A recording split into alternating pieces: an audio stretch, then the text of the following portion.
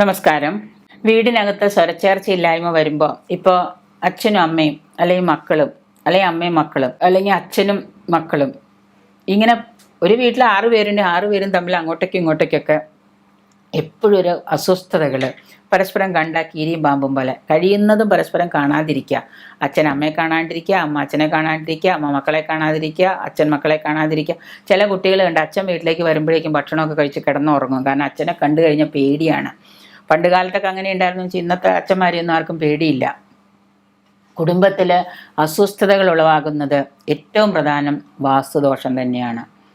പല വ്യക്തികളാണ് എങ്കിൽ തന്നെ ഒരച്ഛനും അമ്മയും 2 വീട്ടിൽ നിന്ന് വന്നാണെങ്കിൽ അവരുടെ മക്കൾ അവരുടെ ആണല്ലോ. അപ്പോൾ അവിടെ ഏറ്റവും പ്രധാനം നമ്മളൊരു വാസ്തു, ഒരു വാടക വീടായാലും ഒരു സ്വന്തം വീടായാലും താമസിക്കുന്ന വാസ്തു ദോഷം ഈ പറയുന്ന ഒരു കാര്യത്തിന് ഏറ്റവും വലിയ പ്രശ്നമാണ്.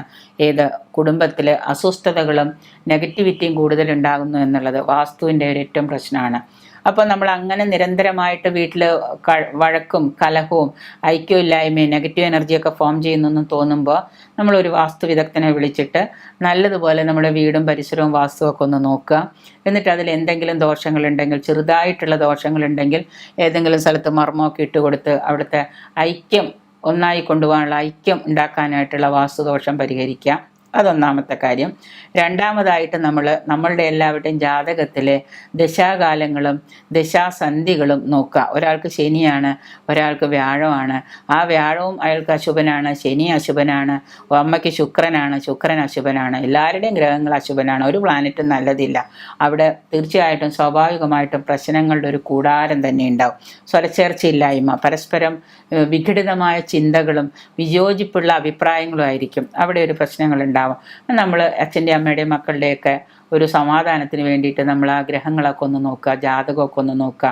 എന്നിട്ട് കുടുംബത്തിലെല്ലാവരും സ്വരച്ചേർച്ചയിലുണ്ടാവാനായിട്ട്, ഐക്യത്തിലാവാൻ വേണ്ടിയിട്ട് ചെയ്യാവുന്ന പരിഹാരങ്ങൾ, ചെറിയ പരിഹാരങ്ങൾ, ചെറിയ വഴിപാടുകൾ എന്തെങ്കിലും ഉണ്ടെങ്കിൽ അത് ചെയ്യുക. അത് മൊത്തത്തിൽ കുടുംബത്തിലെല്ലാവർക്കും ഒരു യോജിപ്പുണ്ടാവാൻ വേണ്ടിയിട്ട് എന്തെങ്കിലും സുദർശന ഹോമമോ അല്ലെങ്കിൽ ഒരു ബഹളാമുഖി ഹോമമോ അല്ലെങ്കിൽ ഒരു പ്രത്യങ്കിര, അങ്ങനെ എന്തെങ്കിലും ഒരു ഹോമങ്ങൾ ചെയ്യുക.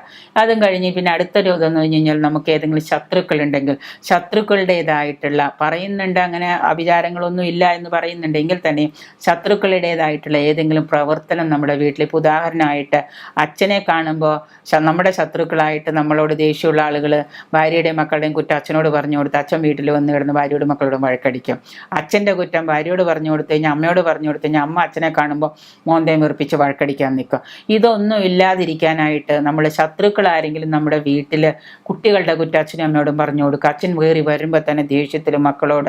അപ്പോൾ അത് കാര്യങ്ങൾ നമ്മൾ വീട്ടിൽ തന്നെ പറഞ്ഞു തീർക്കേണ്ട കാര്യങ്ങൾ നമ്മുടെ വീട്ടിൽ നിന്ന്, ചുമരുകളിൽ നിന്ന് പുറത്തേക്ക് പോവാതിരിക്കാൻ നോക്കുക. പല പ്രശ്നങ്ങളും നമ്മുടെ വീട്ടിൻ്റെ ഉള്ളിൽ തീർക്കേണ്ടതാണ്, അത് വീട്ടിൽ തന്നെ തീർക്കാൻ നോക്കുക. അപ്പോൾ പുറത്തേക്ക് പോയിട്ട് ഒച്ചപ്പാടോ ബഹളം ഉണ്ടാക്കാതെ ഒരു ചെവി അറിയാതെ വീട്ടിനുള്ളിൽ തീർക്കാൻ നോക്കുക. അപ്പോൾ മറ്റൊരു ശത്രുവിൻ്റെ പ്രവർത്തനം നമ്മുടെ വീട്ടിൻ്റെ ഉള്ളിൽ കലഹങ്ങൾ, നെഗറ്റിവിറ്റി ഫോം ചെയ്യുന്നുണ്ടോ, അത് ഇഞ്ചക്ട് ചെയ്യുന്നുണ്ടോ നോക്കുക. അങ്ങനെ ഉണ്ടെന്നുണ്ടെങ്കിൽ അതിനെടുത്ത് പുറത്ത് കളയാൻ നോക്കുക. ഇനി ഇങ്ങനെയൊക്കെ വരുന്നുണ്ട്, വല്ലാണ്ട് നെഗറ്റിവിറ്റി തോന്നുന്നുണ്ടെന്ന് തോന്നുകയാണെങ്കിൽ ചെയ്യേണ്ട ചെറിയ ടിപ്സ് എന്താണെന്ന് വെച്ച് കഴിഞ്ഞാൽ, ആദ്യം തന്നെ നിങ്ങളുടെ എല്ലാവരുടെയും മനസ്സ് ഒന്ന് നല്ലതുപോലെ ഒന്ന് വൃത്തിയാക്കുക. മനസ്സിലുള്ള നെഗറ്റീവ് തോട്ട്സുകളൊക്കെ ഒന്ന് കഴുകി കളഞ്ഞ് പുറത്തേക്ക് കളഞ്ഞ് എല്ലാവരും സ്വയം ഒന്ന് വിശകലനം ചെയ്യുക. എന്നിട്ട് നെഗറ്റീവ് തോട്ട്സൊക്കെ അങ്ങ് മാറ്റുക. എന്നിട്ട് വീട്ടിൽ കുറച്ച് ഉപ്പും മഞ്ഞളും കുറച്ച് കല്ലുപ്പൊക്കെ ഇട്ട് വീടൊക്കെ അടിച്ച് തുടച്ച് വൃത്തിയാക്കി എല്ലാവരും കിടക്കുന്ന ബെഡിൻ്റെ ചോട്ടിൽ കുറച്ച് ഗ്ലാസ് ടംബ്ലറിൽ കുറച്ച് കല്ലുപ്പൊക്കെ കൊണ്ടുവന്ന് എവിടെയെങ്കിലുമൊക്കെ വയ്ക്കുക. വീടിൻ്റെ മൂലയ്ക്കൽ, വീടിൻ്റെ കിടക്കുന്ന കട്ടിൻ്റെ ചോട്ടിൽ. കുട്ടികൾക്കൊക്കെ ഒരുപാട് നെഗറ്റിവിറ്റി ഉണ്ടെന്ന് തോന്നുകയാണെങ്കിൽ കുറച്ച് ഉപ്പൊക്കെ കല്ലുപ്പൊക്കെ നിറച്ചിട്ട് ഒരു ടംബ്ലറിൽ നിറച്ചിട്ട് കുട്ടികൾ കിടക്കുന്ന കട്ടിലിൻ്റെ ഭാഗത്ത് എവിടെയെങ്കിലും കൊണ്ടുവന്ന് വയ്ക്കുക. ഒരു 21 ദിവസം അങ്ങനെ വെച്ചിട്ട് നിങ്ങൾ അതെടുത്തിട്ട് കളഞ്ഞ് ഫ്ലഷ് ചെയ്ത് വൃത്തിയാക്കി കൊണ്ടു നടക്കുക. കുട്ടികളുടെ നെഗറ്റിവിറ്റി അങ്ങനെ ഇല്ലാണ്ടോ. അങ്ങനെ വീട് നിരന്തരമായിട്ട് വീട്ടിലേക്ക് നമ്മൾ പോസിറ്റിവിറ്റി വരാൻ വേണ്ടിയിട്ടുള്ള കാര്യങ്ങൾ ചെയ്യുക. സന്ധ്യാസമയത്തും പ്രഭാത സന്ധ്യയിലും ത്രിസന്ധ്യയിലും നമ്മൾ ഹിന്ദുക്കളുടെ വീടുകളിൽ ചെയ്യുന്ന ആചാരമാണ് വിളക്ക് കൊളുത്തൽ. വിളക്ക് കൊളുത്തി വയ്ക്കുക. വിളക്ക് കൊളുത്തി വെച്ചിട്ട് നമ്മൾ വാതിലുകളും ജനലുകളൊക്കെ തുറന്നിട്ട് വീട്ടിലേക്ക് ശുദ്ധവായുവിനെ കടത്തിവിടുക. അതുപോലെ കുന്തിരിക്ക വെളിച്ചം, രാമച്ചം ഇതൊക്കെ നല്ലതുപോലെ പുകയ്ക്കുക. നെഗറ്റിവിറ്റി എങ്ങനെയൊക്കെ കളയാം അതുപോലെയൊക്കെ നിങ്ങൾ കളയാൻ നോക്കുക.